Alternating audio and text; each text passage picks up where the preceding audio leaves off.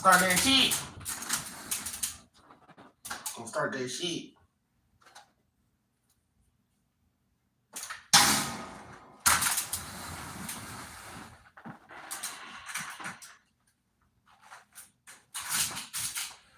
Yeah, you ain't fooling nobody.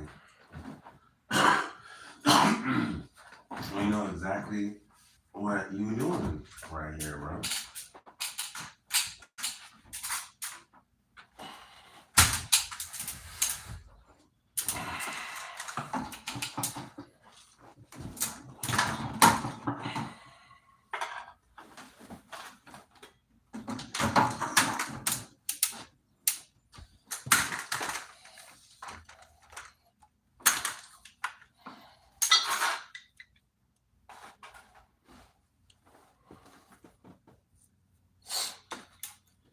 Shit, I should have grabbed that.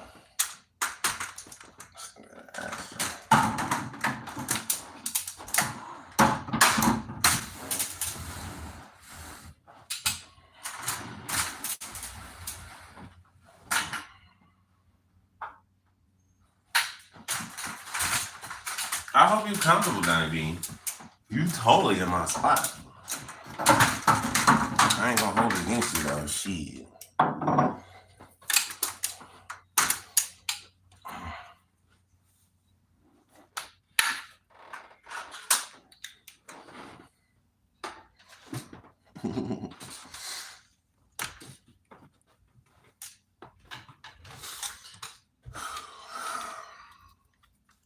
Fuck. This looks better. Turn this brightness up. I can barely see. There we go. Now, what now? Have your recovery is going as smoothly as possible. Thank you. Well, thanks, William. Thanks, Jason. Come on, Dr. Zombie Vegetable. Stop playing, bruh. You already know the answer to that question.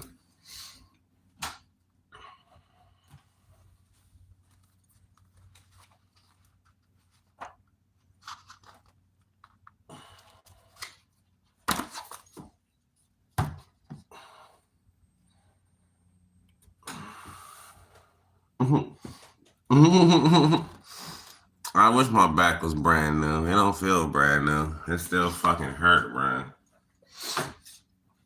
Like, hurts like a bitch. You know. Cheers to you, Dave. I think I already read that.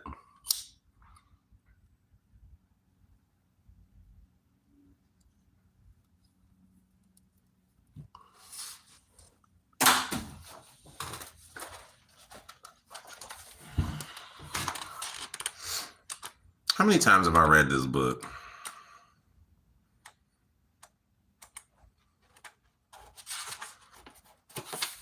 Finished January 22nd, 2024. Then finished again May 4th, 2024.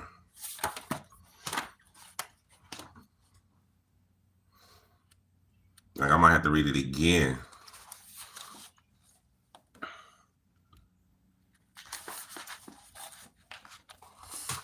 Like, check it out. Part 1. I ain't gonna read the whole thing. Just listen. Being, design, and creation. Ontology is the study of existence, being, becoming, and reality. As such, it is pertinent to discussions concerning God's existence. When we look at God's existence, of course, we need to consider its characteristics. God's characteristics are necessary for the theologian, because God is, for them, a necessary being, which means, according to the theologian, that if you are to imagine any possible world, God would exist in each and every one. I won't get into the details of this and whether possible worlds even holds as a philosophical concept or method of analyzing reality, but it is interesting that believers may be faced with issues about how God might not be able to change its characteristics. Those omnis are set in abstract stone, such that God is immutable. We'll return to this idea in due course. Or we could say if God is necessary, then God's characteristics are necessary. One of the potential corollaries of this is that the world, this world, or indeed any world, might well be equally necessary. I mean, if God is necessary and its characteristics are necessary, and God exists outside of time and yet is causally prior to creation, then any creation is a necessary extension of God's existence. Ergo, any world created whilst God is in that timeless state is as ontologically necessary as God, which is to say that you or I, that chair over there and that virus over here are all as equally necessary as God, being instantaneous outpourings at the point of creation. In a sense, there is no time, no instant where God exists without the created entities that it supposedly brought into being. There is no sense of contingent, because if God exists, that which it creates exists equally necessarily. If God has three necessary attributes and what is created is defined by these attributes, then you could argue that if God exists in every possible world you can think of, so do we. Again, this is something to which we'll return. God is, for most believers, perfect. The subject area that involves rumination on this is called perfect being theology. Perfect being theology proponents seek to set out what such perfection must look like as manifested in God and in God's actions. This sounds intuitively plausible. Hey, God is perfect, but even that I suggest to comprehend adequately. But even that I struggle to comprehend adequately. I can only understand perfect as a goal-directed adjective, such that A is perfect for B, or that this catapult is perfect for getting this stone over the wall in such and such a manner. Perfection is understood in terms of functionality or instrumentality. When we use one thing in order to do or achieve another thing, it can be perfect for the job. There is also perhaps a subjective element to this. Now, one could say that God is perfect at being God, but this implies a circularity. What does it really mean to say that God is perfect? Is it perfect at getting a stone over the wall? Perfect at being loving, merciful, and just, at designing and being moral? Is God perfect at being perfect? How can we make sense of this? Even looking at some kind of intrinsic notion of perfection is problematic.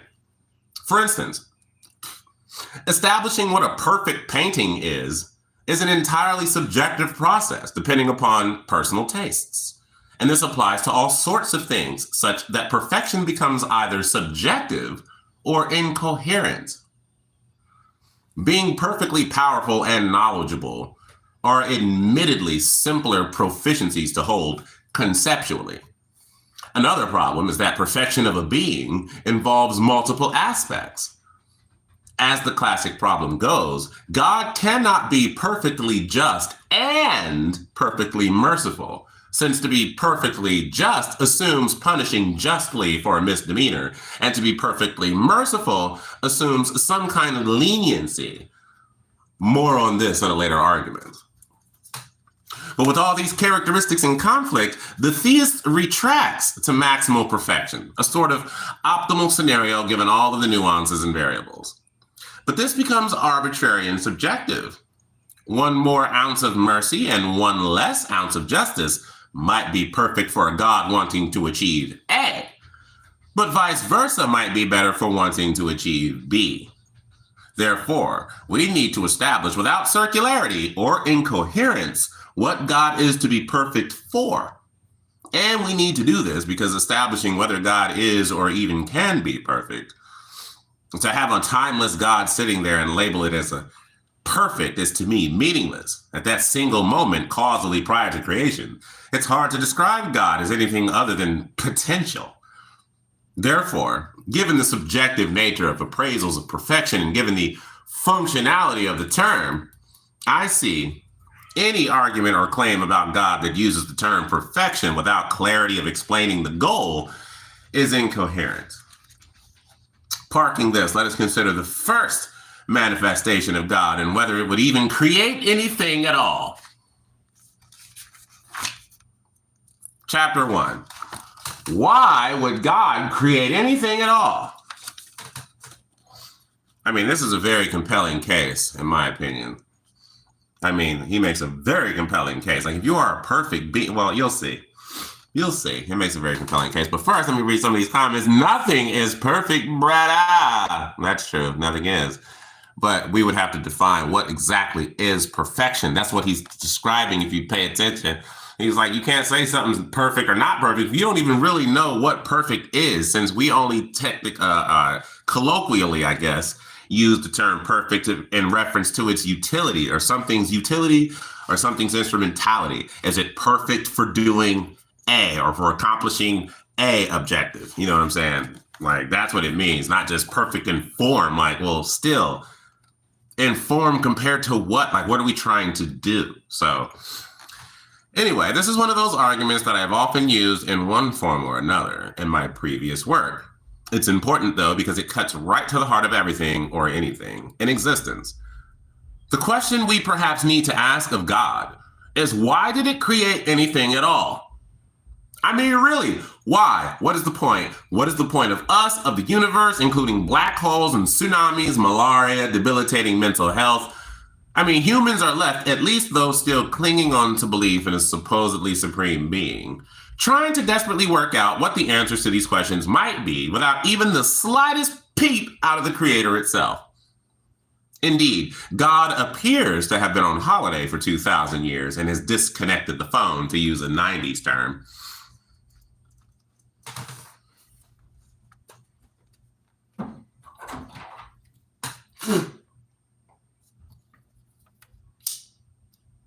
What the hell does she have on her head?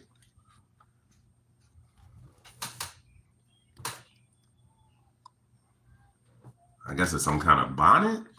I don't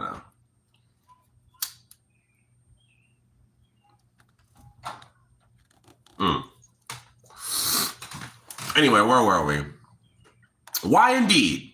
We can guess. The problem, and for this return to previous ideas of a necessary, immutable, perfect God, is the idea that God is indeed perfect.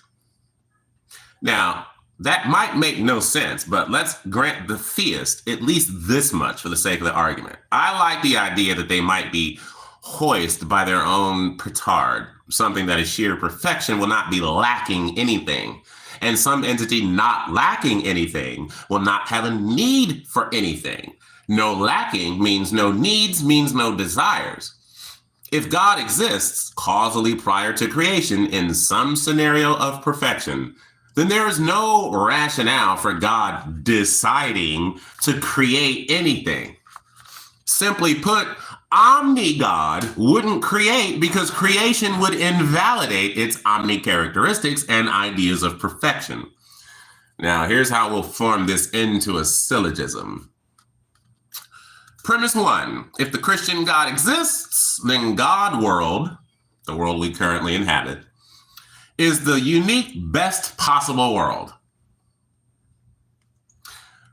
Number 2, if God world is the unique best possible world, then the Christian God would maintain God world.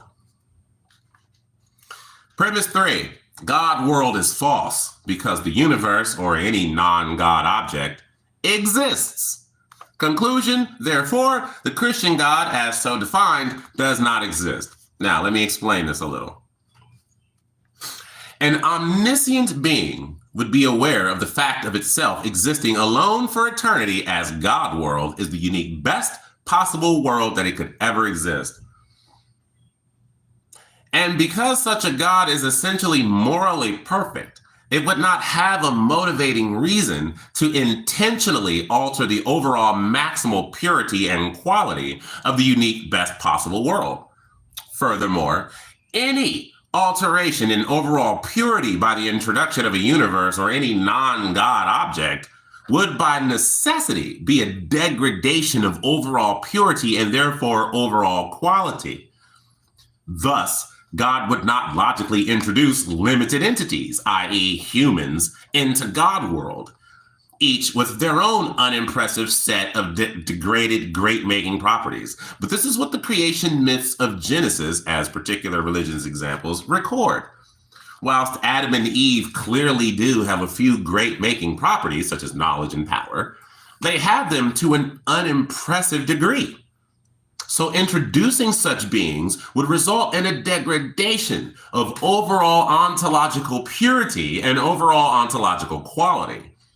To suggest God is in the degrading business is to suggest it was not maximally powerful, maximally great, or perfect in the first place. Part of the problem of considering what God would decide to do in God world is that time would not yet exist.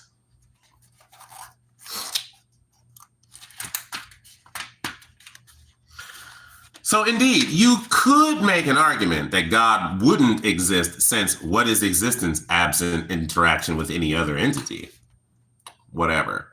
Without the creation of space-time, since time is a function or characteristics of a physical universe, you would not get time and all the things that depend upon time. I don't see how ideas like deciding and change can happen absent time. Now, anytime a theist is talking about God existing causally prior, because we can't even use the term before if we're devoid of time and a temporal framework, to the universe and deciding to do something, one presumes that God deliberated over the decision and variables, calculated the outcomes, and then reasoned on the back of them and created God world. Deliberating, calculating, and evaluating options are things involved in decision-making and require time.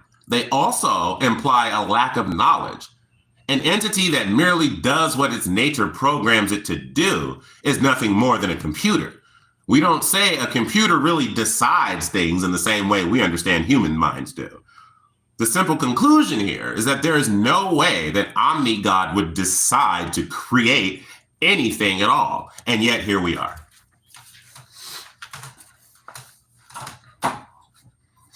I think that's one of the strongest arguments against the existence of a God. That's probably why he made it his first argument. Now he's got 29 additional arguments. That's just the first one, you know. So it's like, why would a perfect being create something that isn't perfect? Like, you only know how to create perfect shit. You know what I'm saying?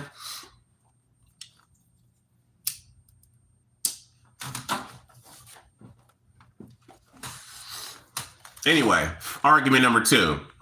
God is a poor designer. Let me start with some general philosophy before moving on to talk about particular instances of biological design. Let's put this design fault into a biblical context with the understanding that this is aimed at the Abrahamic faiths. According to Genesis, God created Adam and Eve in a supposedly perfect scenario. They have been chosen to represent humanity in a big test, at least as has been understood and theologically developed over time, not eating a fruit from the tree of knowledge of good and evil. This represents a conundrum from the start. Before eating from a fruit that gives them the knowledge of what is right and wrong, they have to know what is right and wrong in order to not eat the fruit. They are punished for making the wrong choice before even knowing what wrong is. Damn, that's some logical bullshit, ain't that?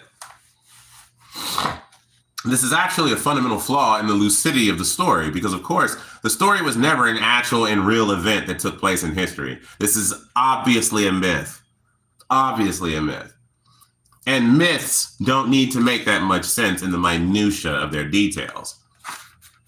Okay, so let's allow that issue to slip and carry on with the story. So Adam and Eve represent humanity in this test. God knows in advance of this test the result of the test, but it picks Adam and Eve to do it anyway, and it knows they're going to fail.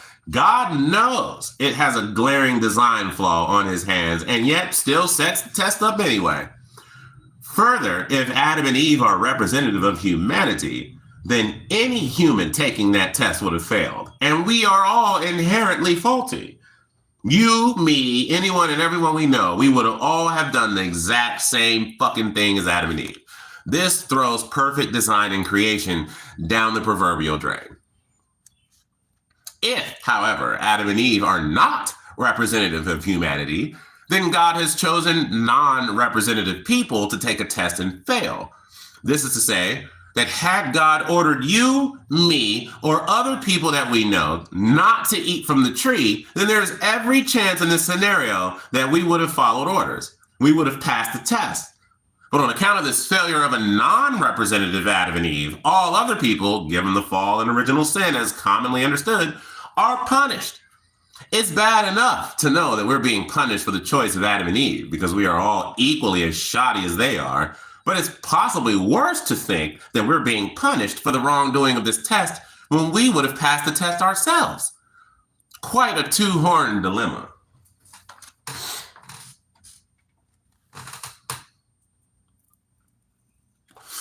God is either a poor designer or a moral monster, or perhaps both.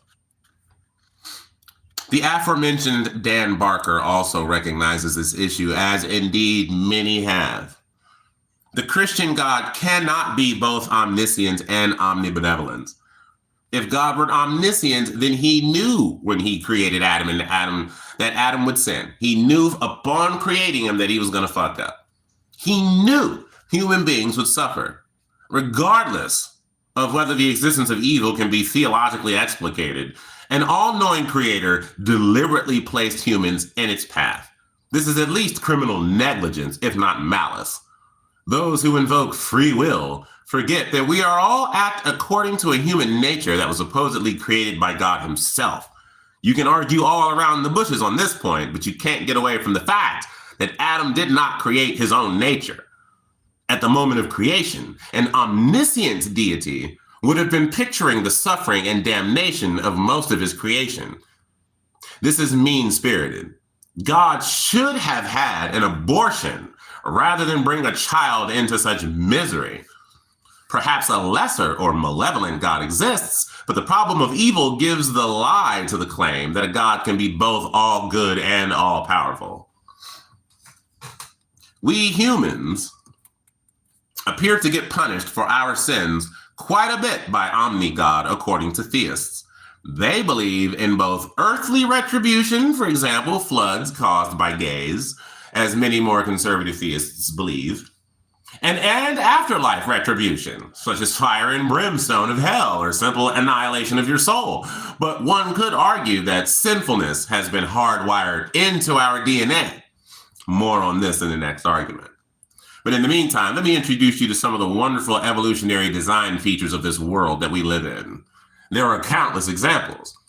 Hardcore theists will likely deny evolution, but even some moderate believers will extricate themselves from evolutionary problems by declaring that they are theistic evolutionists, that God designed evolution as a way of creating the diversity of life. Of course, this is not to ignore the many varieties of Christians who exist over the entire spectrum.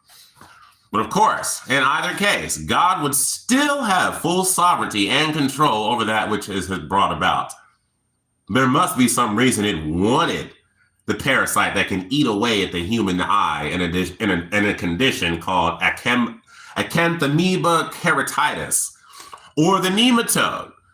What is it called? Onychorgia volvo. I can't even say that fucking word, but it's basically a dead larval corpse in the human eye that causes blindness to exist. Like, why would you create such things? Let's read a little bit about the wonderful design of the latter and our own body's design that work together to cause river blindness. Unfortunately, the same cannot be said for the nematode Onchocerca volvulus, that's what it's called, volvulus. Onchocerca volvulus. Yeah, which creates an illness known as river blindness.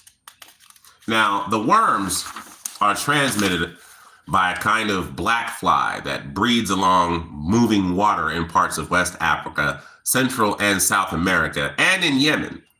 A couple adult worms might not cause any noticeable symptoms, but if you're bitten over and over, you can end up with hundreds of thousands of their offspring moving through your skin in hopes of infecting the next fly to bite you, says Paul Canty, a medical officer for for that disease and scabies at the World Health Organization.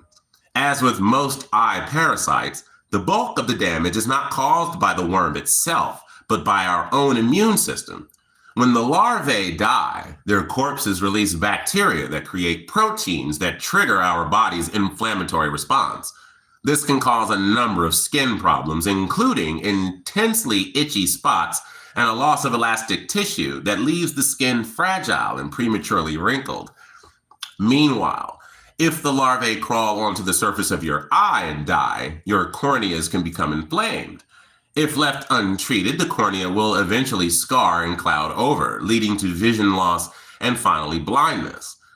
The worms can also blind people when they get inside the eye itself and die in the optic nerve. The more larvae you have in your body, the greater the likelihood that some will unwittingly head to the eyes. An estimated 198 million people live in areas where infected black flies may transmit river blindness, Canty says. At one time, there were villages in sub-Saharan Africa where 30 to 40% of the residents had lost their sight, and people were forced to abandon millions of acres of arable land. Which is nice. There are many, many more graphic examples of this sort of design, but what needs to be remembered is that the theist has to explain each of these instances of design in the context of an all-loving God. God must either actively want these animals to exist as they are and has actively designed them, or is not willing to step in and change things in the event of evolution throwing up such life forms. In other words, God must have some reason or another for letting organisms exist that cause blindness, disability, suffering, death, and so on, rather than lift a divine forefinger to do anything about them.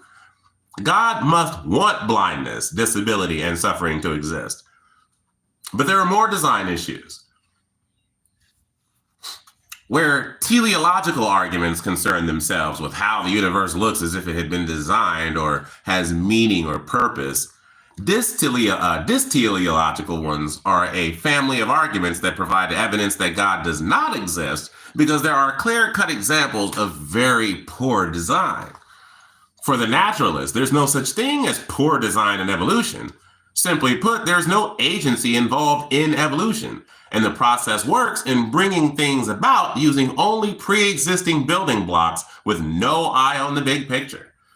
Evolution is only interested in, it has no agency, and so it's not really interested in anything. It's just a turn of phrase to help explain shit. Successfully getting an organism to reproductive age and then to reproduce. The teleological argument for a designing God looks like this. Number one, living things are too well designed to have originated by chance. Two, therefore, life must have been created by an intelligent creator. Three, that creator is God. On the other hand, a dysteleological argument might run this way. One, an omnipotent, omniscient, omnibenevolent creator God would create organisms that have optimal design. Two, organisms have features that are suboptimal. Three, therefore, God either did not create these organisms or is not omnipotent, omniscient, and omnibenevolent. In the human body alone, bad design is rampant. Let me list some examples of poor design that simply wouldn't or shouldn't be the case in the event of an omni-God designing us. Oh, I only got 1, 2, 3, 4, 5, 6, 7, 8, 9, 10 examples here.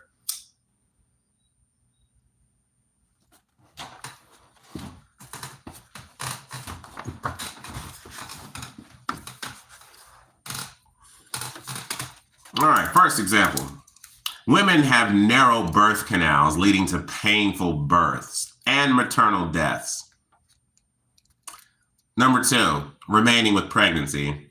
Ectopic pregnancies, where a fertilized egg can implant into the fallopian tube, cervix, or ovary rather than the uterus, can cause huge problems as well. Three, Our digestive and alimentary canals share the same pathway as our breathing system. It would be better, as with other mammals like whales, if these were separate. Choking to death appears to be a design criterion for God. Thanks for that. Hernias, which used to cause intestinal blockage, gangrene, and death, result from weakness in the abdominal wall caused by the development of the male testes. Wisdom teeth, poor quality, painful teeth. The appendix. These serve no present purpose and often get infected. But and a side note, I know he didn't know this at the time at the writing of this book, but the appendix, they found out, scientists, I believe now, concede that the appendix, although it doesn't serve a real purpose, it's there for storage purposes. I would have to do more research to see again what exactly it's storing, but that's what they're saying the appendix is for now. Anyway, some muscles and nerves left over from an evolutionary history are barely or ever used. Other muscles have no use, such as those ear-moving muscles. The back is poorly designed, with a host of problems made worse because the spinal cord is unable to heal. The gene for synthesizing our own vitamin C is defective, as it is with other primates, which can cause scurvy and death. And number 10, human and many animal eyes are poorly designed, with an inverted retina that has caused many adaptations, resulting in blind spots. You get the picture. And this is equally the case across all life forms. Evolution does just enough to allow the organism to continue living and pass on its genes to continue existing going forward. It doesn't start with a blank design slate and create from scratch the best possible way of functioning and achieving a given objective.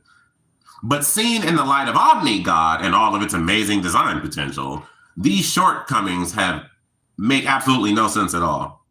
Let me just emphasize that the issues are fully explained given evolution under natural selection. But they are not explicable in light of an omni-God. To explain these shortfalls, the theists, whether or not they deny evolution, have to do all sorts of crazy ad hoc rationalizations and take them onto each example of bad design. Create special arguments or explanations on the hoof and tack them onto each example of bad design. The whole project is doomed as it makes the theist look silly and God look even sillier.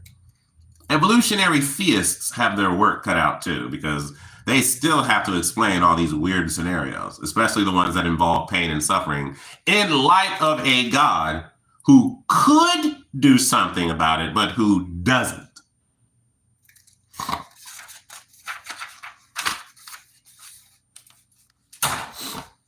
This must be a perfect world. Chapter 3. Chapter 3 in the book, 30 Arguments Against the Existence of God. This is one of my favorite arguments. I mean, there's quite a few very good arguments in here, but this has got to be one of my favorite. So this must be a perfect world then that we live in. So I don't know what's all the praying and crying and carrying on by Christians.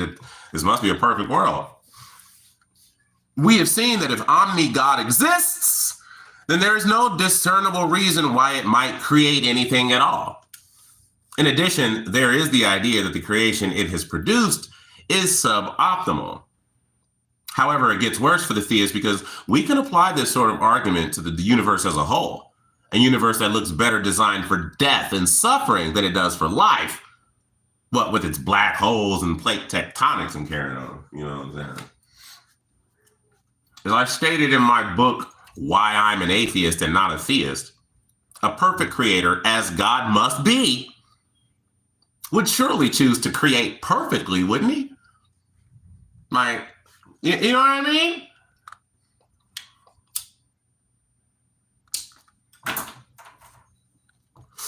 Like if I was a motherfucking, I don't know, expert fucking sharpshooter, but every time I got to competition, I shot like I just started shooting. Like I abandoned all my education. all my experience, all my training. You know what I'm saying? Like, why would I do that? Like, I'm a perform at my level. Like, I'm an expert. So anytime I'm being, you know what I'm saying? Anytime I do anything related to this thing, I'm gonna do it expertly. You know what I mean? Like, it don't even make sense that I would do it less than that. So if I were God and I'm perfect, then everything I do would be perfect. Everything I created would be perfect. There's no such thing as an imperfect creation of gods. Like, fuck do you mean? Like, then if my creation is imperfect, then I must be imperfect if I'm capable of creating an imperfect thing. When you know what I mean? Like, it don't make sense.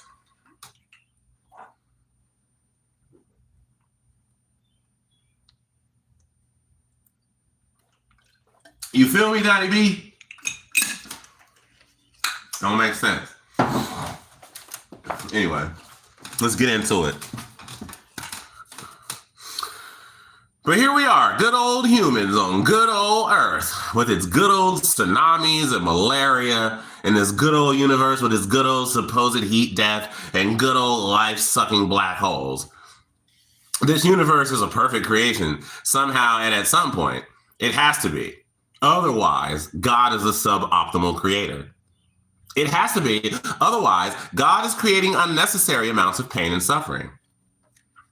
Omni-God cannot produce even 1 unit of unnecessary pain or suffering. Not so much as one. We can talk about, 230,000 people dying in the 2004 tsunami, including any number of animals and ecosystems, but all that needs to happen to invalidate God's label of omni-God, particularly omnibenevolence, is one stubbed toe and the related amount of gratuitous suffering. So if the world is perfect, it has to have the perfect or optimal amount of suffering in some manner. But is it really? Is it now? Was it ever? Will it be perfect at some point in the future? The jury's out. Maybe we could be on a journey to perfection. Who knows? I mean, I'm just not sure that all the pain and suffering we've seen and continue to see is necessary for that eventual perfection. Let me explain. If life is not about present perfection, but some journey to a future perfection, then we're concerning ourselves with moral consequentialism.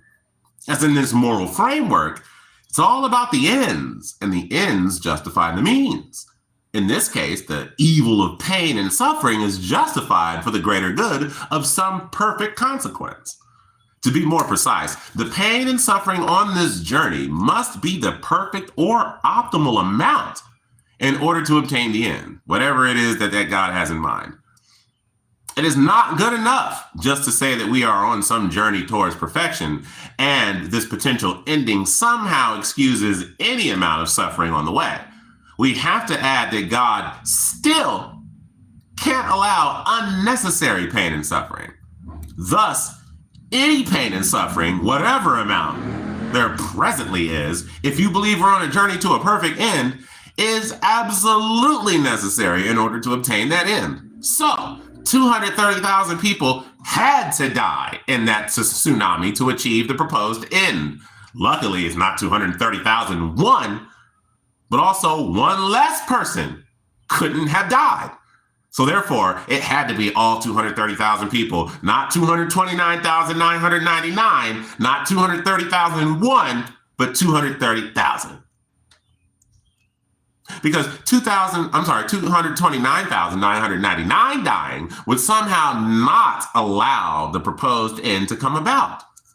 One less rat, one less bee, one less animal or plant of any description would have ruined the chance of the perfect outcome coming about.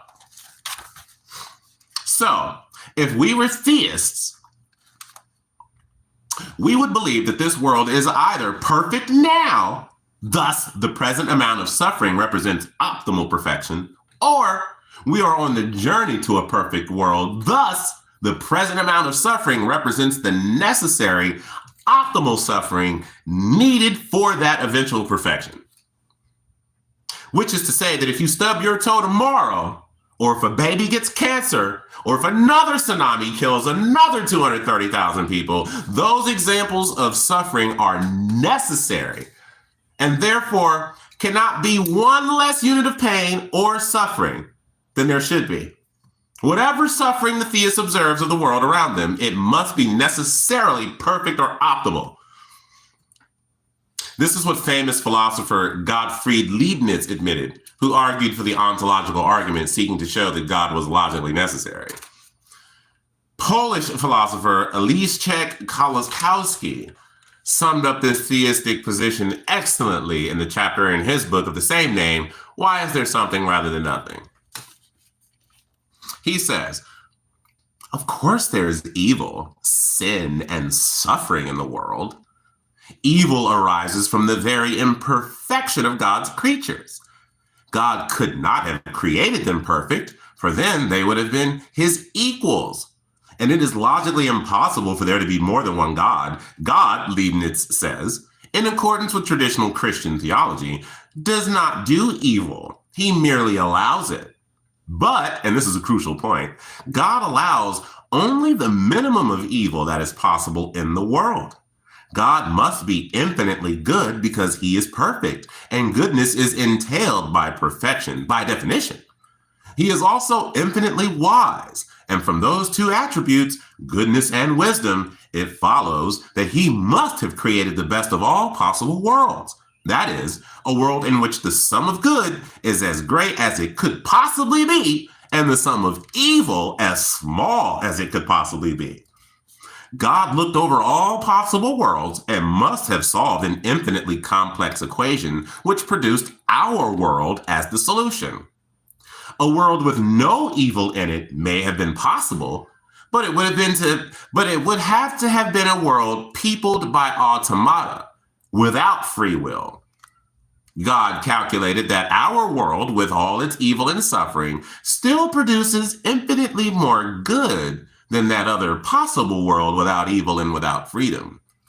We live, therefore, in the best of all possible worlds, and this conclusion, which so infuriated Voltaire, follows ineluctably from the very concept of God as the perfect being.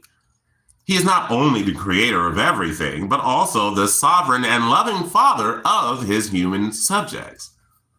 We might wonder whether this argument could convince someone who is dying of hunger or being tortured to death, but the question does nothing to shake Leibniz's faith. He does not deny that evil and suffering exist, only that their existence is a good argument against God's goodness. Theodicy, the theory of divine justice, was for Leibniz a subject of constant reflection. One way or another, for the theist, this world is perfect, cancerous warts and all. So I really don't get why any theist or a Christian would complain about literally anything at all. Like, no, it had to happen, right? I mean, y'all so quick to be like, everything happens for a reason. So then shut the fuck up crying. Shut the fuck up complaining and bitching and whining and moaning and pissing and all that carrying on. Because apparently all this has to happen for some God perfect plan in the future, right? And it couldn't be, and since, again, because it's an all-loving God, then of course he wouldn't allow any more suffering than is necessary to bring about this plan. So that means whatever amount of suffering, pain, and death there is in the world, that is the optimal amount that he could allow. That was, so it couldn't be any less than that, and it definitely couldn't be any more. So, just saying. Argument number 4. God loves abortion. Hold on.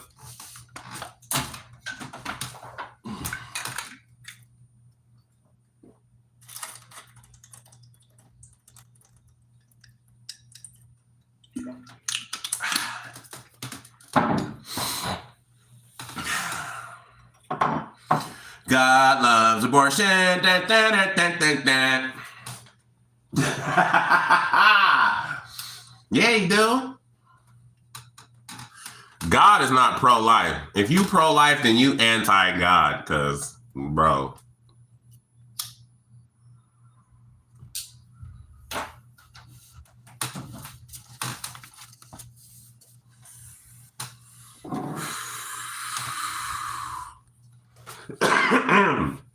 God loves abortion. If you are an avid reader of my other works, and honestly, why wouldn't you be? Then you will have come across this argument. It's one that I think has particular force because it works so well against the large number of religious anti-choice advocates, many of whom seek to change laws to inhibit women's rights to bodily autonomy. And many do the dirty groundwork of standing at picket lines and harassing people who make the difficult decision to get an abortion. I use the term anti-choice when I refer to people whom I used to call pro-life. I don't call them pro-life anymore because they are not pro-life, they are pro-birth. They don't give a shit what happens to the baby after it's born. They don't care about its life chances as a growing human and working for the success and life of all those babies they demand being born. Indeed, such activists are often against social welfare systems and networks of support. To be pro something sounds very positive, and I don't think these people are particularly positive in anything about their behavior. So I don't want to derail this argument by having a very in-depth discussion about what life or personhood is, so I'll be throwing myself into the thick of the argument. If you want to look more at the foundational philosophy that might well underwrite ideas about when life or personhood starts, I have written extensively on this elsewhere, so knock yourself out.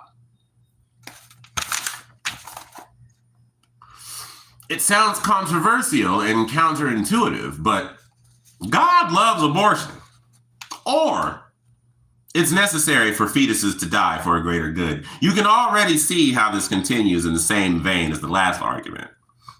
Well, that's certainly one of the conclusions that must come from the statistics for natural, spontaneous abortions or miscarriages. Miscarriages are abortions that God had the power to stop and seemingly design into the system in the first place in actualizing this biological world. Technically speaking, a spontaneous abortion is the non-induced embryonic or fetal death or passage of products of conception before 20 weeks gestation.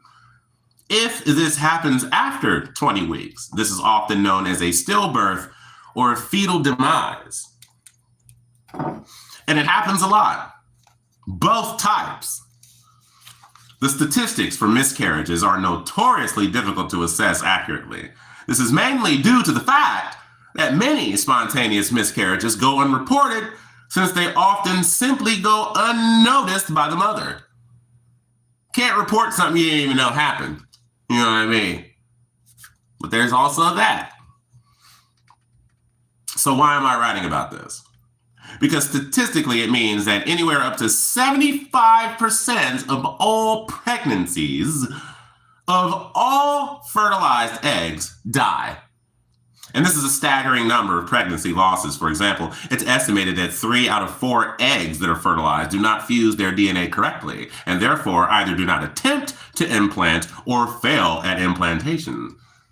Of course, being exact on these numbers is rather academic and arguably impossible. Most estimates are almost certainly on the conservative scale. Nevertheless, whether it be 50 million a year in the US or 20 million or even a completely unrealistic 1 million is irrelevant, since all these numbers are ridiculously high when anti-choice advocates argue that each one is a human being. The reason for talking about this is twofold. First, for people who critique abortion on religious grounds, it makes somewhat of a mockery of their arguments. Second, again, from a religious perspective, it does make God look a little callous, nay, brutal and unloving. Let's explore these issues. God is supposedly omnipotent, all-powerful, and omnibenevolent, all-loving. In that context, let's look at the standards that Christians adopt when approaching abortion, and then when they evaluate their perfect God. The religious anti-choicer will take the general approach that abortion is the murder of human beings. Well, if this is the case, then the death at the hands of other humans, or any kind of every embryo from blastocyst onwards, is bad, abhorrent murder, and so on. Given this appraisal of the ethics of abortions, let us then look at the God scenario from whence Christians obtain their morality. Let us assume that somewhere between 60% and 75% of human embryos are fertilized and subsequently die naturally. As mentioned, the numbers aren't so relevant, though the sheer volume does make you stop and think a little harder. This raises some points. Number one, Omni-God has the ability to stop this from happening. Number two, by allowing it passively, God is actually implicitly declaring that death serve a greater good. Three, the manner in which these deaths serve a greater good is necessary for this greater good. In other words, there can be no other way with less suffering that this greater good can come about. Otherwise, God, as an all-loving being, would have chosen the alternative option. For the vast majority of these deaths go unknown to most everyone in the world. Thus, the deaths can have nothing to do with humanity and our quote-unquote journey, teaching, or paying us back for something. This prompts the question as to exactly how they can serve such a greater good purpose. 5, since these deaths occur on such a scale and no decent reason is forthcoming, then perhaps fetal life isn't as sacrosanct as many like to claim.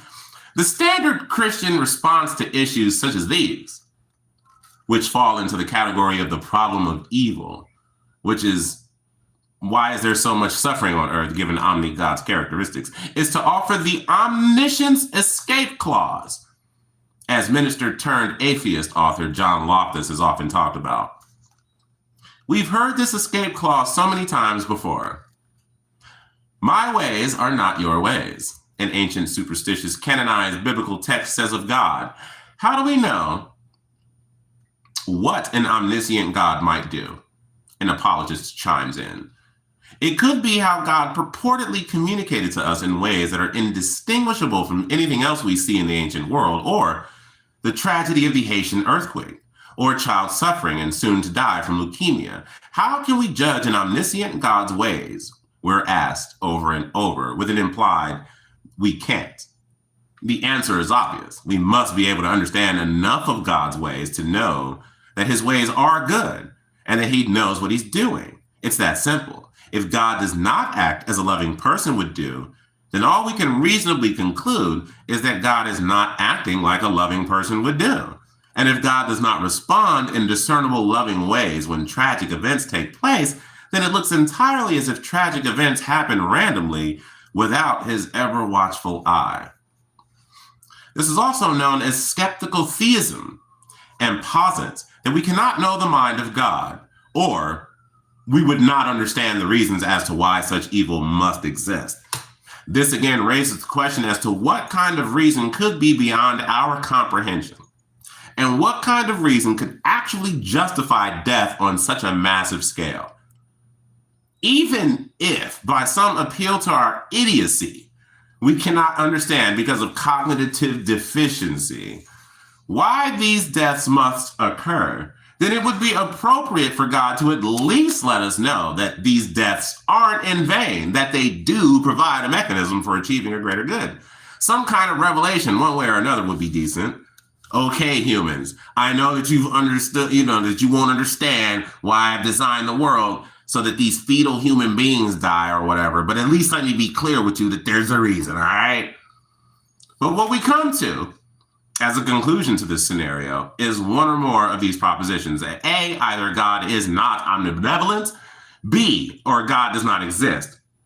C, and or embryos are not so sacred in arguments over what defines personhood are called for. D, or that millions of fetal deaths a year, unknown to humanity, are necessary for a greater good, but we need to be kept in the dark about what that greater good looks like. Of all those options, the last one is by far the most improbable, and yet it must be the one adhered to by most, if not all, Christians, whether they recognize this or not. I challenge Christians to defend this allowance in light of pro-life ethics.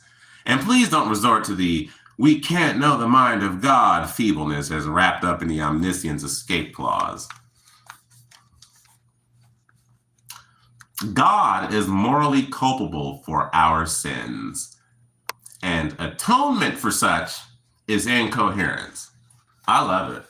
I absolutely love it. Like, yeah, because it's ridiculous. The previous argument has laid the groundwork for this one. We continue with the idea that God is not a good designer and that any fault with its design is the responsibility of the designer.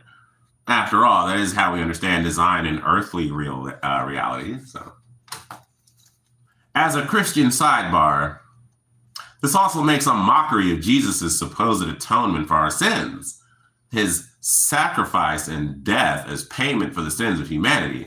If God, with full divine foreknowledge, designed us and knew before creation what each and every outcome for each and every human and non-human would be, with all the range of sin and mayhem you can possibly imagine, and then created us anyway, then God is morally culpable for our sins. Let me analogize. Imagine you are an extraordinarily good scientist in your lab. You have concocted a design for a new sentient creature. You know that this creature, if you were to create it, would with 100% certainty go out and rape and pillage in the local town. These sentient beings, they will be profligate. You know they would run amok, freely causing pain and suffering. They would also paint some lovely pictures, you know. They'd be nice to people at times, you know. And knowing all of this, you would create them anyway. Fuck it. And the creatures go from your lab into the wider community and cause the expected mayhem, admittedly with some moments of loveliness, you know. But the police come knocking on your door. They find you ultimately morally culpable for the crimes committed by that which you knowingly designed and created. You are deemed, rightly, to be a meddling ne'er-do-well scientist with moral responsibility for what you caused to come about and knew would come about before you took the steps to create. To continue with analogizing, if I were a CEO and chief designer at a car company and I designed a car that I knew would be faulty and would cause death when it malfunctioned and decided to create that car anyway and released it to the market, I would be morally and legally culpable for doing so. If that car were bought by someone and it crashed, causing pain and suffering, and I knew it would crash, not just I knew it would crash, I knew why it would crash, I knew how it would crash, I even fucking knew where it would crash. And I would be 100% and should be 100% held culpable for that. I should be held accountable for that. These analogies show that God should not be let off the hook for the moral misdemeanors of these imperfect beings called humans. There's no way around this. If God has that perfect foreknowledge, that omniscience, and was the ultimate creator of all there is and ever will be, it has chosen to create imperfect beings that it has designed and whom it knows will cause untold havoc. And yet, it's apparently perfect and morally off the hook. Or an ultimate omni-creator is ultimately responsible for everything. And therefore, what the fuck did you need to send a Jesus for? To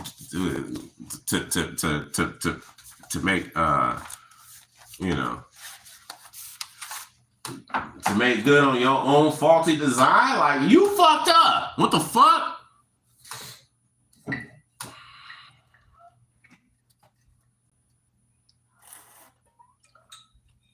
What are you doing by the door? Would you making YouTube shorts? That's my thing by the door. Ow! I don't want to hear that shit. Ow!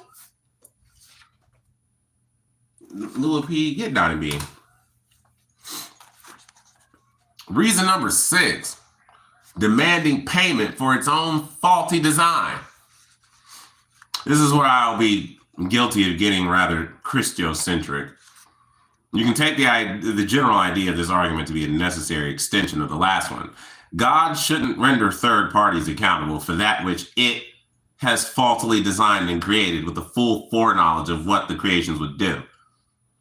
Furthermore, to demand third-party payment, i.e. the death of Jesus or exacting some other such thing, for its own design shortcomings is morally incoherent. As discussed, God is morally culpable for our hardwired shortcomings. Some theologians and denominations of Christianity see this as humanity being depraved. This may have originated from the fall and the blight of original sin, or from some other feature of humanity. We're all broken according to Christian doctrine. Without being able to create ourselves, we are thrust into this world as blastocysts, fetuses, and then babies, only to be labeled broken and sinful. What a lovely positive vibe that gives off. In Christianity, there's this bizarre situation of the atonement.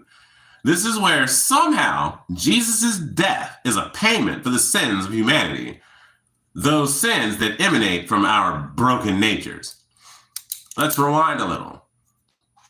We've seen that God is ultimately responsible for this situation. God designs and creates all of us, knowing exactly what we will do and why. Unless all of our behavior is completely random, it must have some reasonable causality underwriting it. And given this scenario, given this decision to create us, despite knowing exactly what will come to pass, God still apparently wants some kind of payment. What the actual fuck? This is very odd. Remember, the CEO/design/manufacturer of the car company. Imagine selling a faulty car to someone that you know by designing it, thus will crash and kill other people, and you sold it. You sell it anyway, and then a few years later, you demand recompense for the fact that your design and creation, your car, crashed and killed someone due to its faults that you knowingly designed and manufactured. As the CEO, you feel aggrieved enough to warrant the books being balanced back in your favor. That's how incoherent the atonement is. So it's no wonder that after 2,000 years, theologians still can't agree on how it works. There's a good dozen theories of atonement, and they are pretty much mutually exclusive. The same theorizing can be applied to punishing people in hell, but we'll circle back to that later. Chapter 7. It's like, why don't we photosynthesize? That's a good argument. Turns out that our mere existence is predicated upon a whole raft of pain and suffering. Many organisms require the pain and death of other organisms in order to simply exist. This happens literally on an industrial scale, from the Serengeti to modern intensive farming. I once watched an online video of a water buffalo being eaten alive by a pride of lions, just so I could understand this point in its full horror. Actually, truly understanding it would be to experience being torn limb from limb whilst still being alive. It was terrible, but that's life, or death as may be, and it has happened for a very long time. All that pain and suffering. Every unit has been built into the design of so many organisms. Nature is red in tooth and claw, just how God intended it to be. Humans feel pain. Luckily, we've become clever enough and good enough at using tools to not be part of the food chain usually. Other animals aren't so lucky. And despite what some apologists might try to tell you, they do feel pain and they die. But it doesn't have to be that way. Omni-God could have made it in any other way, surely, this with its omni skills. I mean, carnivorousness can't be necessary, can it? I mean, why could, for example, we all photosynthesize? All organisms could derive all their energy from the sun, thus not necessitating the death of other animals. We already know of certain organisms that do this. The oriental hornet can harvest solar energy, and so can plants, of course. So it's not a stretch to suggest that God could have designed animals to be able to photosynthesize instead of having to kill each other. God could either create the physical constant to allow for this, so that we could generate enough energy from the sun to do what we do, or simply allow for perpetual miracles to take place in every organism. Omni-God could do perpetual miracles. This is a really nifty tool for getting God out of those problematic corners. Yet what it really looks like is a physical and naturalistic world that has all of its problems and foibles, oddities and shortcomings. But the theist has to explain each and every one of them in light of Omni-God. The universe is jam-packed full of these problematic corners that theists have to argue themselves out of. Why do we need this much energy, and why can't we get it from the sun? Why do we and other animals have to get it from the death of still other animals? And while you're at it, black holes. What the fuck's up with that? You can take this a step further, actually. Maybe we don't actually need energy. God could have created organisms or a whole system that didn't revolve around our understanding of energy. This may sound bizarre to the naturalist, but we can throw out all of our frameworks and how we think universes have to work because God is omni-God. We, all living entities, wouldn't have to be scrabbling, fighting, and competing amongst and with each other to merely survive if we didn't require energy.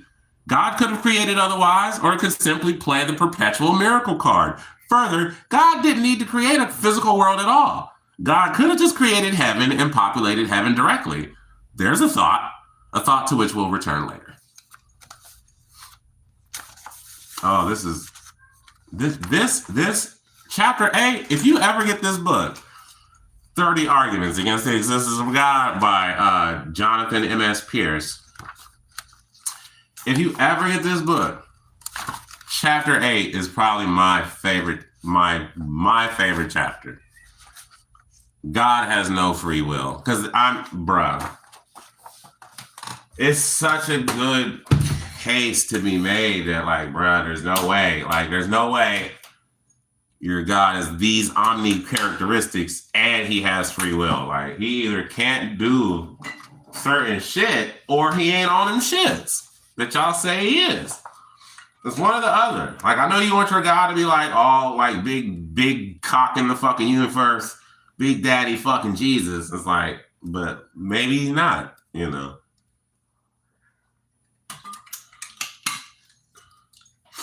Maybe he only has the powers of Superman, but not of Dormammu. You know what I mean? God has no free will. I don't believe in free will, and I don't either. I mean, that's how he started this. I don't believe in free will. But I personally don't either. Once you read more about, there's a certain limit of free will I believe we have, but any real philosophical concept of free will, I don't believe we have. I don't believe in free will. Well, libertarian free will, as so defined, the real, rational, and conscious ability to do otherwise in any given scenario, all things remaining equal. I have written an awful lot on this, a book, 2 book chapters, and countless blog articles. I'm in good company since the vast majority of philosophers deny the existence of libertarian free will. And it turns out that the only ones who embrace this version of free will are pretty much those who believe in God as well. But more on that in a later chapter on free will concerning humans. It might seem strange that I include a chapter on free will in the context of God before the main chapter about free will, but for the purposes of this argument, let us assume that this version of free will exists. Many theists will say that God must have free will because it appears to be a great-making property, in this case in terms of human characteristics. The idea is that humans are endowed with it, and it indeed explains at least a lot of suffering. The suffering of murder and rape and genocide comes about through the bad decisions made by humans exercising their free will. This evil is explained and justified and essentially trumped by us humans exercising free will. It is that good of a characteristic that it outweighs all of the bad it can bring about. Being such a powerful tool, a great-making property, surely God must have it. And this makes intuitive sense because one imagines from a believer's point of view that God freely decides to do things, but really could not do them if it so desired. The problem, and this is a genuine issue for free will as a concept as it applies to humans as well, is that what God desires is itself determined by its nature. With humans, there's a distinctive difference. We are not bound by abstract requirements of having to be all loving.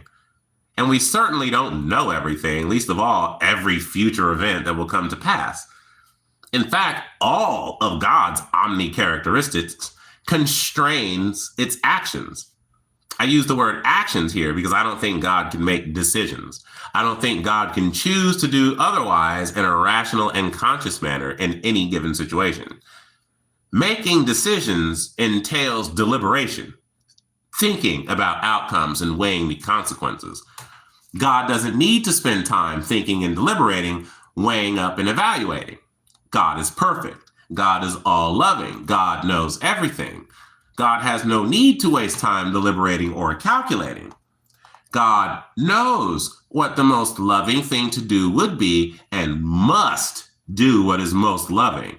With an array of different options potentially available to it, God is unable to choose to do that which is not the most loving.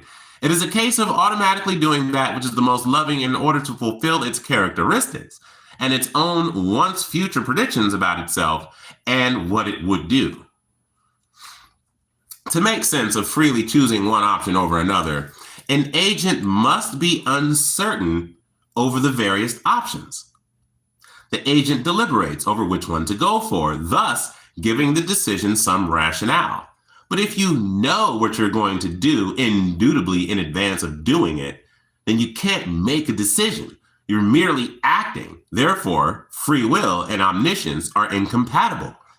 God is rather like a divine robot, destined to do only that which its programming allows, with the programming being the fulfillment of omni-characteristics. Anything that falls outside of that remit is invalidated. I've had theists reply to me when I point out that God countenanced rape in the Hebrew Bible, that God wouldn't do that, couldn't do that because of its nature. Well, yeah, that's the point. Omni-God's nature is not based on free will, and its free will is constrained like train tracks constrain a train trolley by its nature. All I'm doing here is taking that idea and running with it to the finish line. Finally, God's free will is also further curtailed since with its omniscience, it cannot act contrary to its own predictions. For example, if you were omniscient and omnipotent, and you predicted that you would make yourself spaghetti bolognese for supper on Friday, then when it came to making Friday's supper, you would have no choice but to make spaghetti bolognese. This is because if you decided to do contrary to your own prediction and cook, say, pizza, then your supposedly infallible prediction would have been incorrect. This would render your omniscience faulty and would leave you with the characteristic of fallibility. Likewise, God does not have omnipotence because it cannot do something that would invalidate its infallible predictions. Or, looking from another point of view, God is entirely constrained by its own foreknowledge, which, as mentioned, would surely apply to God itself. Thus, God has no real and actual ability to do otherwise. So, logically, God can never be contrary to its own predictions. This has far-reaching consequences. God does not have free will. Intercessory prayer is pointless. God cannot change its mind. God's own future and interferences on earth are determined, and the passage in the Bible where Yahweh changed his mind over the fate of Nineveh is patently false. After all, in God's nature, there is no change or shadow of alteration, according to James 1:17. If you're feeling a bit biblically inclined, here are a few more that show God's lack of free will and thus lack of omnipotence. Hebrews 6:17, the fact that his purpose is unchangeable. Hebrews 6:18, it is impossible for God to lie. Titus 1:2, in the hope of eternal life, which God, who cannot lie, promised long ages ago. James 1:13, God cannot be tempted by evil, and he himself does not tempt anyone. 2 Timothy 2:13, if we are faithless, he remains faithful, for he cannot deny himself. I love that chapter. Oh, I'd almost read it again. Anyway, chapter 9, God and his world are immutable. Y'all really get on my nerves. That cat is not coming in here. Well, it just is what it is. Again, the following ideas here are essentially a continuation of the previous one, whilst adding some more nuance. Omni-God is omniscient and infallible. It knows everything and it cannot make mistakes. And it also has full divine foreknowledge according to such theists. Another claim we hear is that God is also immutable, unchanging. This would be consistent with the other attributes above, and I have no problem with this given all the other characteristics involved.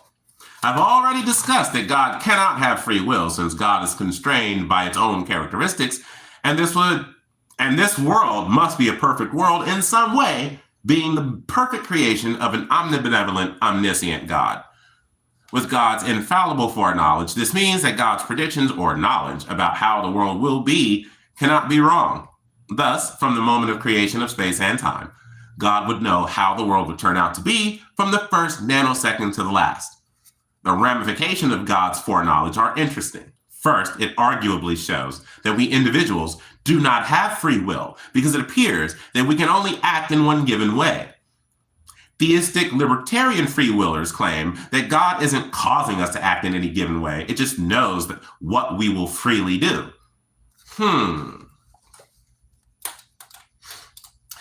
There are many problems with this. Let us start with the grounding objection. For us to do A in a certain scenario and not A, but not A in a different hypothetical scenario and not A, it must be grounded in some.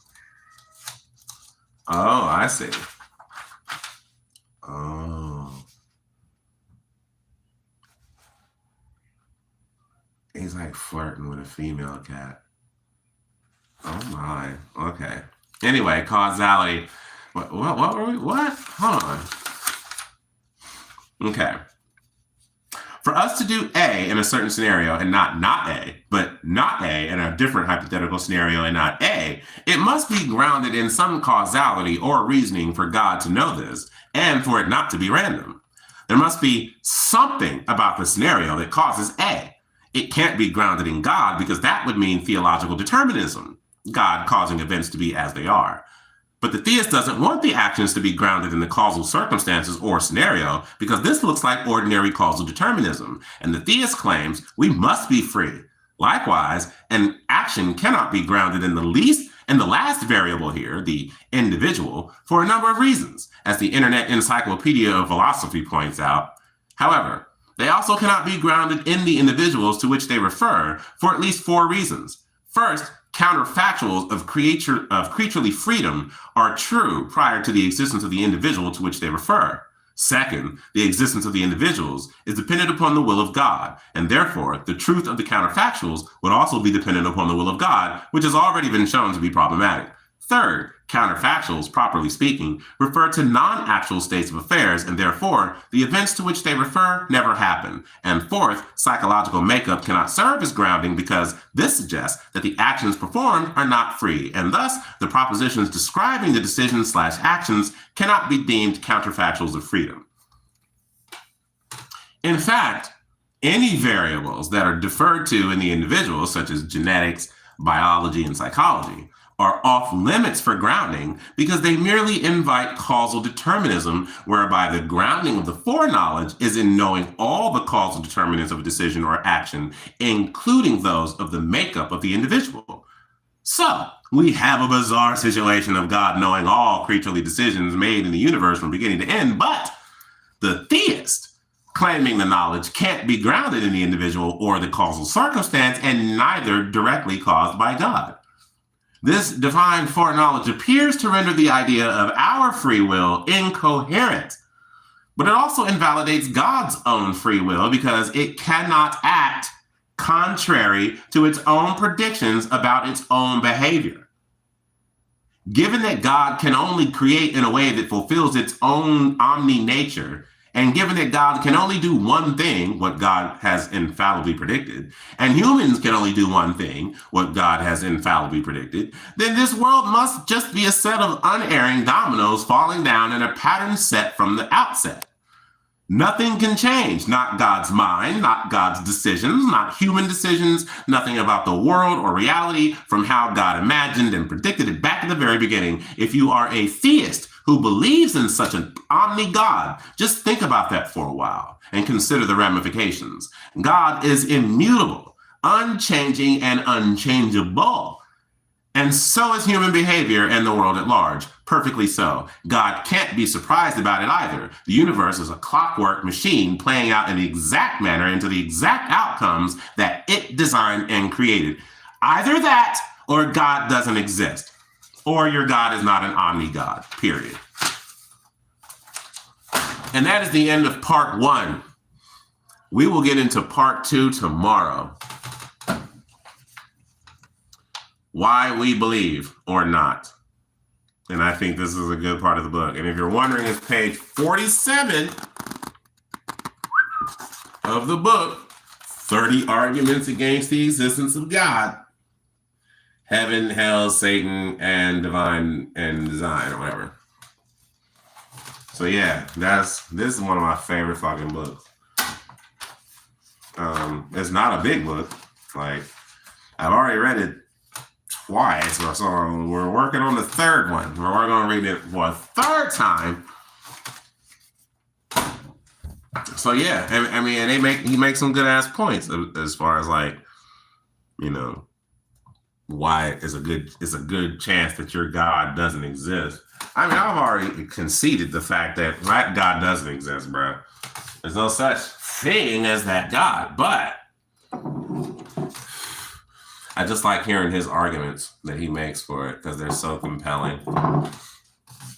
Where's my fucking lighter at? I'm moving too much. Holy shit. Hold up. What?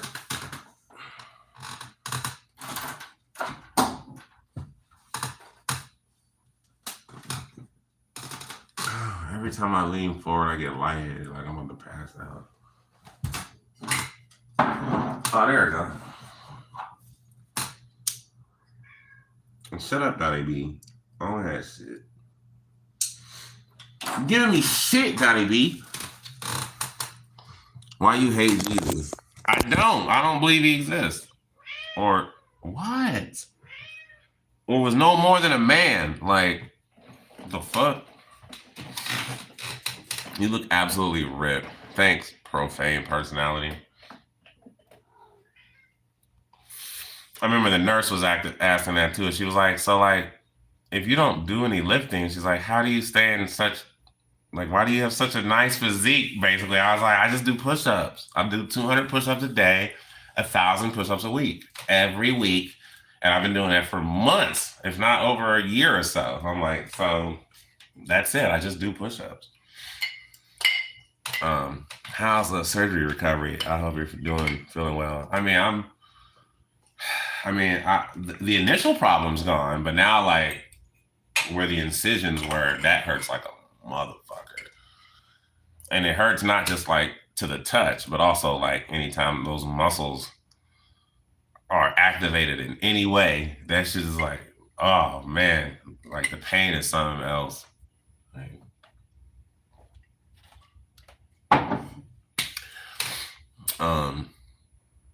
but yeah, other than that, the surgery went well. So I'm happy for that. I'm not actually demonic. I just like to wear those types of shits. Like, I used to consider myself a Satanist because modern day Satanists are atheists. They don't believe in a devil. They don't believe in a God. And I just got tired of having to explain that all the time. So I'm just like, I'm just a fucking atheist, dude. You know what I mean? I don't believe that there are devils or angels or heaven or hell, God. I don't believe in none of that shit. Like, only because there's no evidence to warrant believing in any of that shit. But I still believe in the tenets of Satanism. So if you was to ever look up the tenets of modern day Satanism or the Satanic temples specifically, I agree with all of their seven tenets. You know what I'm saying? But personally, I'm just a humanist at the end of the day, a secular humanist, if you will. You know what I mean? I guess you could say I'm a methodological naturalist.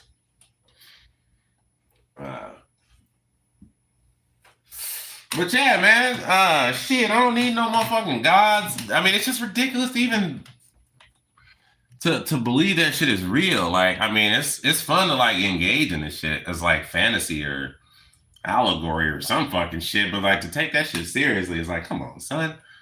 What are we, 10? Grow up, you know.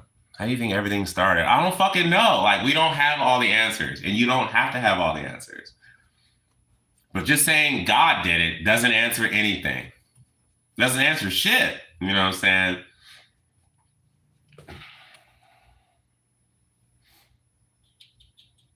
It's kind of like when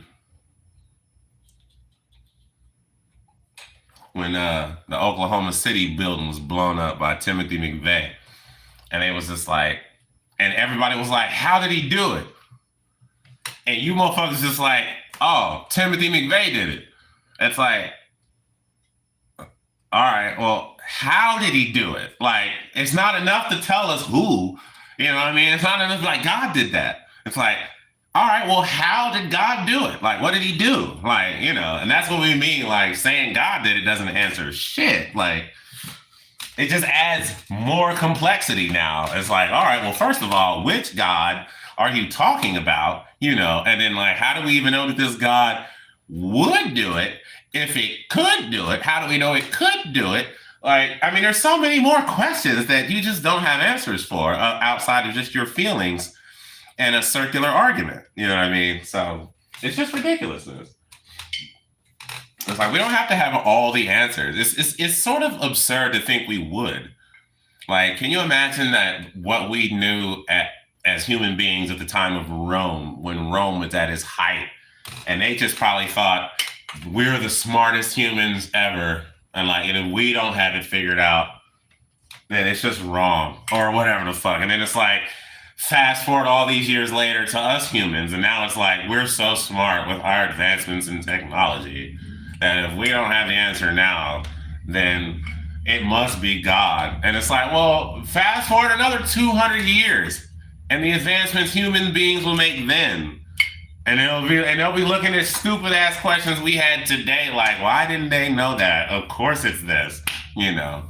It's like, that's funny. And they thought it was a God? Like, that still didn't answer the question of how did God do it then? You know, it's so dumb. It's like, get off your high horse. Like, bruh, like, give us another 200 years of humans being here.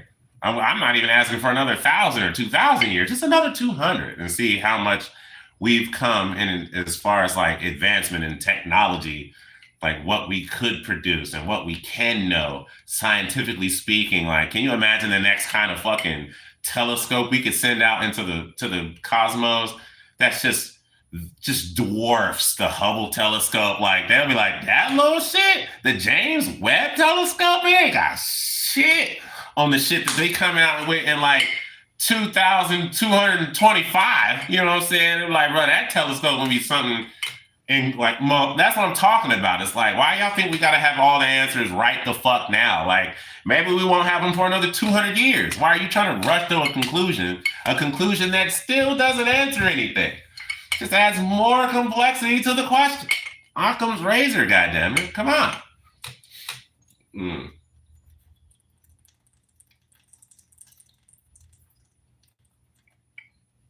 And you don't even care how we got here. I feel like most motherfuckers that even ask that question, you don't even care. Like, you're only asking that question as sort of a gotcha to keep believing the dumbass, unsubstantiated nonsense you believe. It's like, if you really cared, you would look into the science. You would see what are the scientists saying. You would study the research. You would read the books. You would read the research papers. You would do some sort of investigation into the question. You wouldn't just bring it up only when you're trying to refute atheists. Like, it's like, get the fuck out of here. At least the atheist has intellectual curiosity. At least we look into the shit. You're like, oh, where does consciousness come from? I bet you never looked into where consciousness come from, have you? Have you read any work by any scientist or any person who is studying consciousness or brain or any of that shit? Like, are you doing any of that research, or is it just a question you like to bring up to be like, ha, gotcha? And it's like, bitch, if you fucking did the research, you would have an answer to this question. I actually have an answer when someone asks me, where does consciousness come from? I have an answer. I have an excellent answer. But I'm not going to give it to you. I'm just going to say it comes from the brainstem. That's where consciousness comes from. There is a doctor. There are studies, multiple case studies involved in how this particular doctor and team came to these conclusions about where consciousness likely comes from and how they know it so. I'm like, so I'm just telling you, like, I've looked into it at least. It's not just a question that someone just, well, what about this? It's like, I have the intellectual curiosity. I went and looked to find out. Did you look to go find out? Or you just a dumbass who just want to be like, nah, Jesus or whatever. Fuck out of here. Take your credulous ass on somewhere, bro. Like, most atheists I know have at least some intellectual integrity, some intellectual curiosity. We at least do some modicum of research beyond just a Google search or some shit, if you can even be bothered to do that much. Fucking theists. It is hard not smoking cigarettes. I feel like I should get back into it. Like, it's a hard adjustment.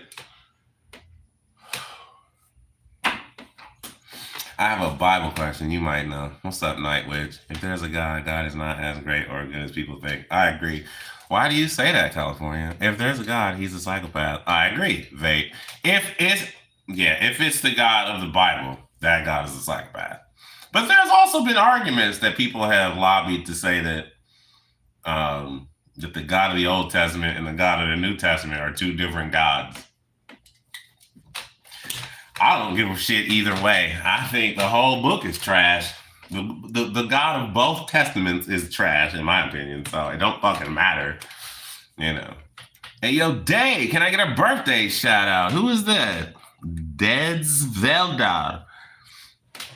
Happy birthday, son. Like, what's your Durante Lamar? He said, nah, I need a cigarette. Oh, damn it. You know what? Bro, I only stopped smoking because I was sort of forced into it. Because, like, ever since last Friday, when I fucking had my incident where I ended up getting fucking ambulanced to the hospital and shit, and stayed there for like 5 days, and I wasn't able to like even get a cigarette. Well, since it had been 5 days since I had smoked a cigarette, it was like, well, I may as well just keep it going once they release me from the hospital. And I had like a pack of cigarettes and shit. And I just like, you know what? I told my girl, just throw that shit away, bro. Like, so I threw the pack of cigarettes away and ain't smoked a cigarette since that day, since that last Friday. What's today? Is today Friday? Yeah, so it's been a whole 7 days since I smoked a cigarette. A whole 7 days. And this shit is rough. Like, you don't know how bad. Like, it's so part of my natural, like, you know what I mean? Like, it's just been who I am for like, shit. Like, last time I stopped was when I went into basic training because you couldn't have a cigarette. I couldn't get to a cigarette. So, like, I had quit for like 2.5 months. But the first chance I got to get a cigarette, like, we was done with basic training, and then we had to like catch that bus from it was in Fort Jackson, South Carolina, and we had to take a bus from there to Fort Lee, Virginia, to do AIT training. So on the trip, we ended up stopping somewhere to get something to eat. I mean, we rushed into the fucking gas station. It was like a gas station. We got a pack of cigarettes. Everybody, try to hurry up eating candy and shit before we got to the next fucking place. Like, I should have just stopped smoking then, but it's like took the first opportunity. And then the same thing, like once we got into AIT, it was like couldn't really smoke like that. But then as soon as you got like that first pass to go off base and you could stay overnight, oh shit. Bro, we was drinking, smoking, all that shit. So I should have just took the opportunity then to just stop smoking. Man, I would have been like, I don't know how many years free of smoking, but I decided to wait till I'm 40-2 to stop smoking. And it's not easy. I'm about to, bro, I'm not, look, I don't know. I've already made a lot of changes in my life. A lot of my idols, a lot of the people that I look up to smoke cigarettes, namely James Baldwin, but he's dead. Christopher Hitchens, but he's dead. You know what I'm saying? They smoke cigarettes. That's not to validate me smoking a cigarette. Ow! God. But still, like, fuck! It'd be different if I ain't throw them away, because that would mean now I have to go buy a pack to go start up smoking again, as opposed to just like finishing off the pack I had, but I made the choice to throw them away that day. That was, why I had the cold turkey? I'm just hoping that like I can keep it up long enough so that when I finally go back to work, I won't even want a cigarette. Like, you know what I'm saying? Like, I won't even crave one. Because I don't want to crave them. Like, I don't want to fucking smoke cigarettes anymore. Kind of. I don't know. I kind of do. Oh, no. It's the addiction battling me, man. It's trying to battle with me and shit. I know what it is. I've been smoking cigarettes since I was 16, son. In September, actually. Oh, okay. Well, repent and go to Christ. Nah, we ain't got time for that. Quitting smoking is a good decision. I know. It's just not the easiest decision to stick with. It's an easy decision to make, but it's not an easy decision to stick with. Like, I mean, I've been smoke-free for at least 7 full days. You know what I mean? So, I mean, there's that. That's the longest I've been without a cigarette that I can remember. You know what I'm saying? A whole week? Shit. That's why I keep fucking rolling these blunts like, shit. I need something, dog. Like, because I don't drink. Like, so I don't drink. And I don't want to be oh, God, I can't be a total lame. Like, damn, you don't drink. You don't smoke cigarettes. Like, yeah. I don't litter. I said I was going to pause this. I want to read this so bad. Because it's such a good book. Like, what the fuck? Accidents of Geography and History. Oh, man. Nah, I'm not going to read this today. I'll read that sometime. Because I might want to make some more content. You know what I'm saying? What? I smoked from 11 years old till I was 37. Now the taste and smell is repulsive to me, but I used to love it. Yeah, me too, man. Like, I still love it because I'm not over the smell yet. I'm not over none of it yet. I haven't had access to it. I always thought that I'd like to quit on my own volition, like not because, I couldn't, like I didn't have access to it. So I was like, my circumstances caused me to quit. It's like, no, I didn't want it to happen that way. But do it matter? Do it have to come about by my own volition or just through circumstantial happenstance? You know what I'm saying? Like, it could have been that. I don't know why I'm being so fucking ridiculous about it. I do know why I'm being ridiculous about it, because that is the addiction talking. It is trying to get me to like rationalize still smoking another cigarette or something. And I know that's what's happening. It's just a hard fight internally to have with yourself. But at least I'm aware of it. At least I know that's what's happening. So I'm trying to like fight it off.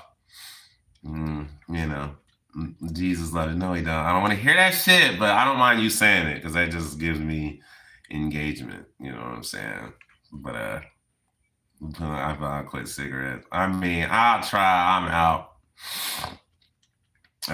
How did you get hurt, bro? Like, I don't know what you're talking about. Oh, how I got hurt. I don't even know. Like, They was asking me that at the hospital, like, did you fall or some shit? I'm like, no. Like, I was, it just like, they think it could have just been something that like I could have just been lifting wrong one day and then that set in.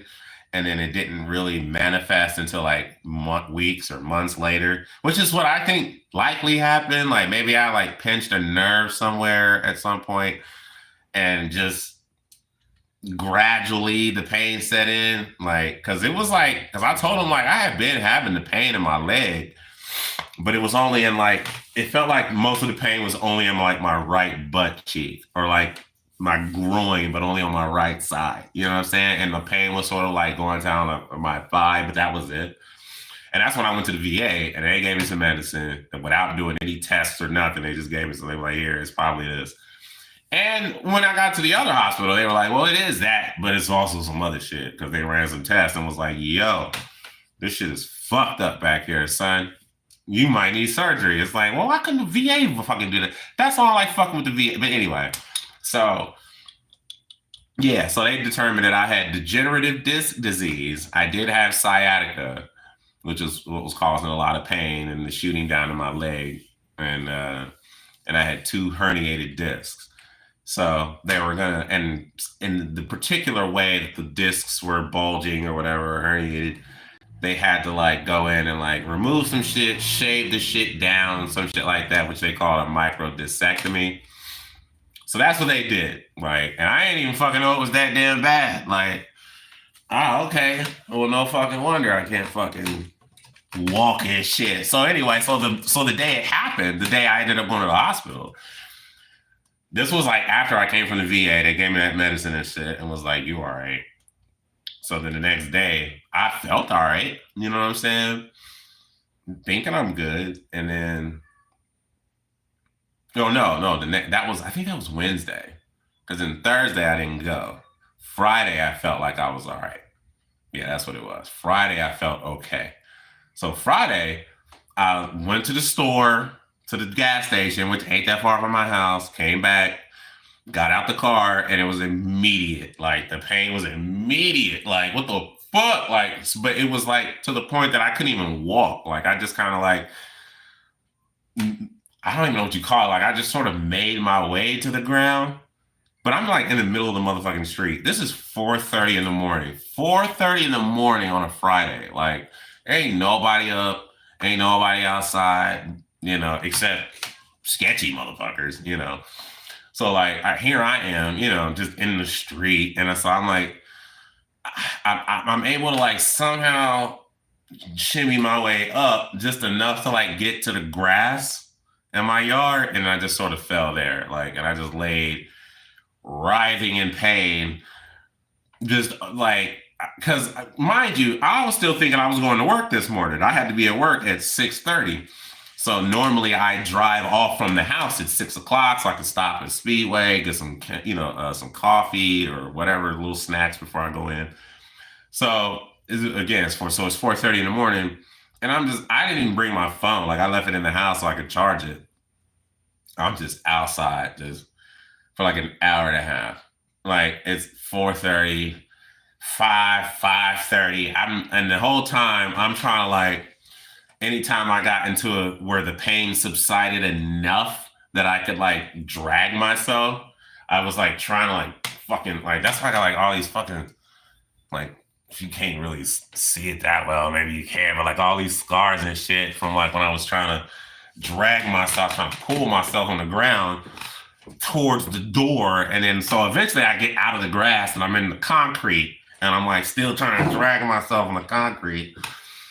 And then I get to the step, you know what I'm saying? But it was only so like, we got like 3 steps on a porch. I couldn't, so I just got on the first step and couldn't go any further than that. Like, just no position I got in did not leave me in agonizing pain, you know. So like eventually I was able to get I was able to get my girl like to wake up in the house. She come out. We debated on whether or not we was gonna call 911. I'm like, well, no, I don't want you to do that, you know, because I don't want everybody all looking at me and shit. I was all embarrassed. Like, what the fuck? Look at this dumbass out here with his fucking laying on the fucking concrete. You know, it's 6 o'clock in the morning and shit. At this point, it's like, I'm like, can you bring my phone? I need to call and tell these fools I'm not coming into work. Like, So when we call the ambulance come, they had to like somehow roll me onto this board with a sheet onto the fucking thing to get me into the fucking vehicle. It was just, I felt like such a dumbass. But it wasn't my fault. I mean, I had an issue that I didn't know was that bad. So that's what happened. So they ended up doing surgery. And now I'm just on the mend, trying to get that shit to feel better. And yeah, you know what I'm saying? So in the meantime, I just been reading books and shit, but that's all I was doing anyway. Like I was reading at the hospital. I'm reading now that I'm at the hospital. I didn't finish that People's Republic of Walmart yet because I wanted to get into the God shit, so that's why I switched up. But yeah. So anyway, I'm about to get off here so I can like maybe make some more content. Smoke another blunt. Definitely need some more coffee. And yeah, so we back this shit up. Oh, fucking hell.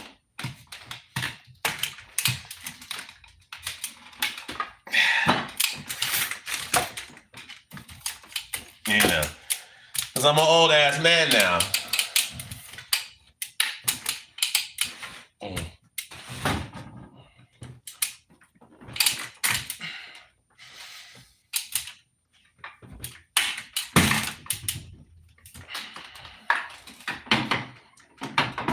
Yeah.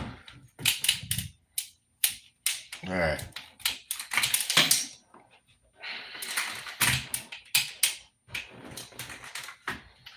I ain't gonna need that shit.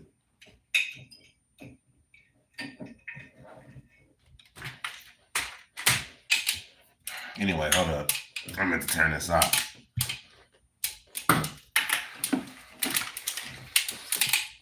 Said Christ ain't you right. Have a good one, bro. Hell Satan, take care, much love. I appreciate it. Coffee, fuck yeah. Be slow, okay? Love y'all. Be safe next show.